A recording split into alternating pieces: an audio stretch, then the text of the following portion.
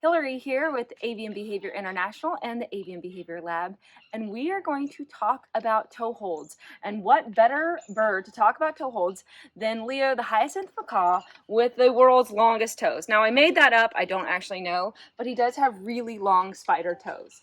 Now, toe holds are when we hold on to a parrot's toes when we want to get it to where we personally want it to go. Now, that can be anywhere. It can be if we're outside and we don't want the bird to fly, if we're in the middle of a flight session. I've seen some professionals and some free flyers do that, and we're holding on to the bird's toes. We're wrapping our fingers around that. It could also be if we're just in our homes and we're just trying to get from the cage to the kitchen, the play place, and we don't want the bird to take off, or we don't want the bird to run up our arms and onto our shoulders or our heads or something like that. We don't want the bird to grab onto things.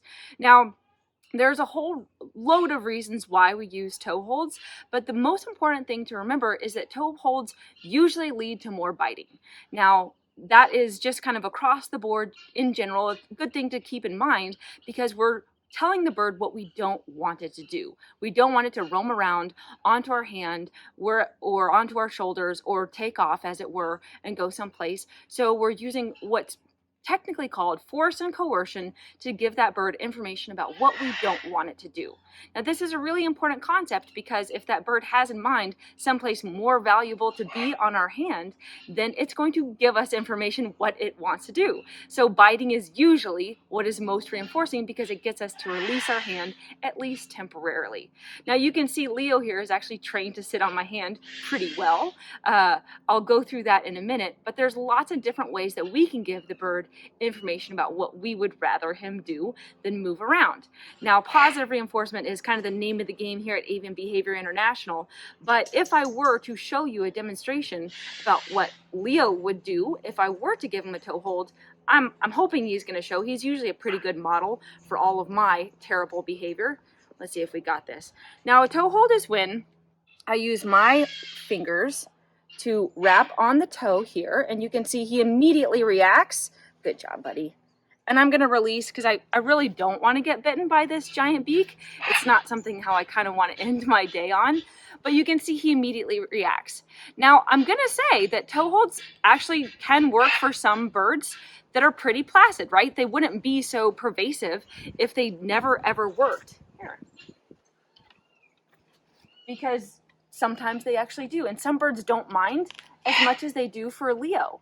But the fact of the matter is, at some point, your bird might spook. It might want to go somewhere really, really badly that it just needs to get to, or something else where it starts to really pull at its own leg, and it could break its leg, it could rip its hip out of its socket, or it could bite down onto your fingers and actually do quite a bit of damage for you. So like I said, there's lots of different reasons why we use toe holds. Maybe the bird doesn't want to go where you want it to go, right? Like onto a perch or back into the cage are some pretty common uses where people hold on to that bird, and it can get into a pretty ugly struggle where we're trying to get that bird someplace where we don't want it to go.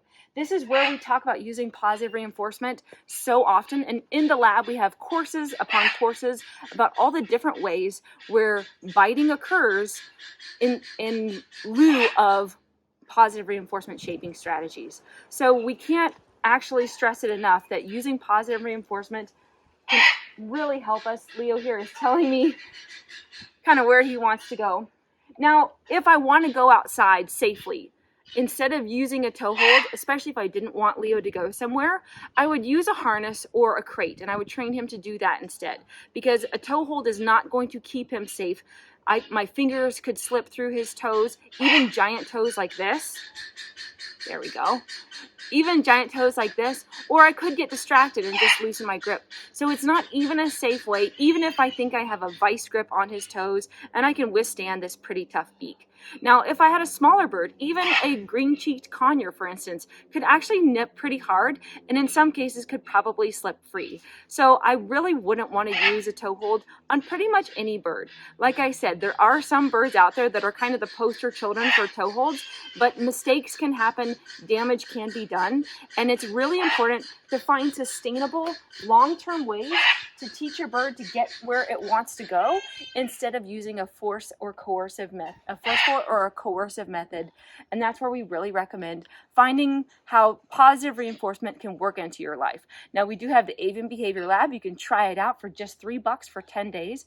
A basic membership will treat you and your parrot to a lifetime of all kinds of really cool skills that you never knew that you even needed, especially if you don't want to get bitten. So check it out, and we'll see you there.